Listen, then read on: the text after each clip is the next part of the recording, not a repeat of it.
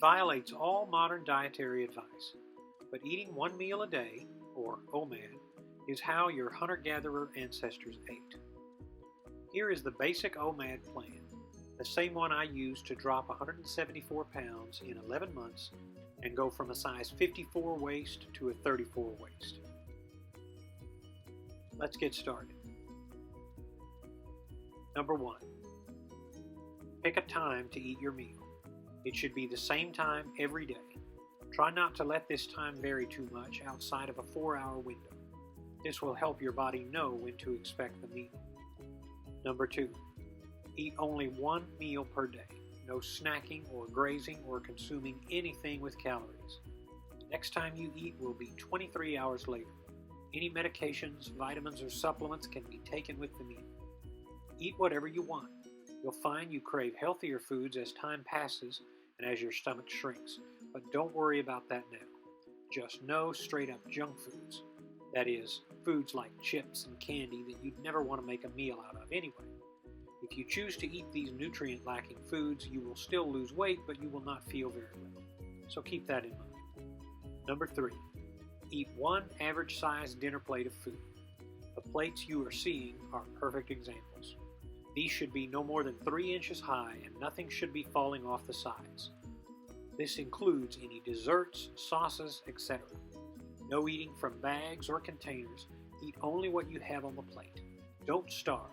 There is a difference between being hungry and being starving. The idea is not to starve, but to shrink your stomach.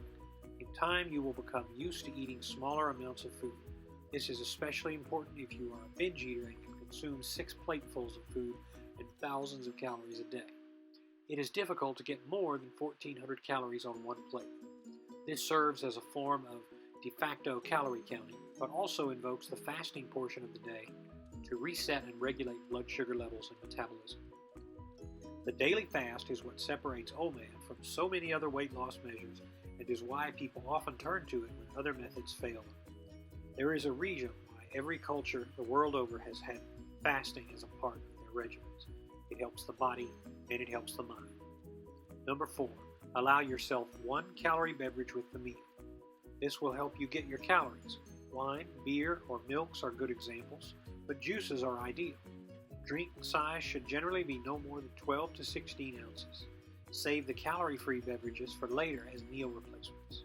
Ideally, and if possible, you want your body to associate them with no insulin production. Number 5. Finish within 1 hour. This means that when you sit down to eat, you have everything laid out in front of you. Eat and be done with it. The sooner you are back into fasting, the better. Number 6. After the meal, have only calorie-free liquids like water, teas, and coffees.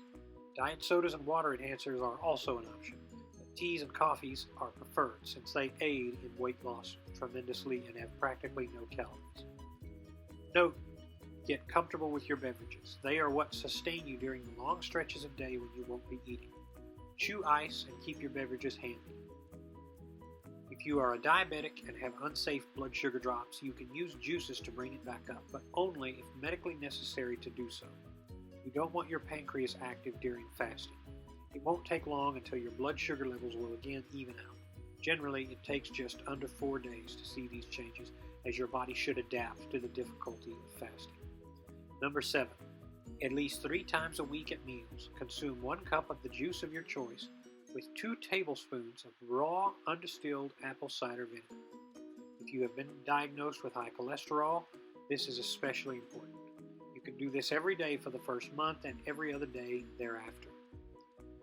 Number 8, and finally, allow 1 splurge day every 2 weeks. Only after the first 2 weeks. At least once every 2 or 3 weeks, give your mind and body a break from the calorie restriction by allowing yourself a splurge day. On this splurge day, you can have as many meals as you want or as much as you want at a single meal. Try not to gorge, but it is totally okay if you do. This will push your body into high gear and help you to maintain your metabolism as well as making up for any nutrient deficiencies. Vary your splurge days, but never have more than 2 splurge days back to back. So in brief, that is the OMAD plan on how to eat and lose weight. Follow it and you will see results.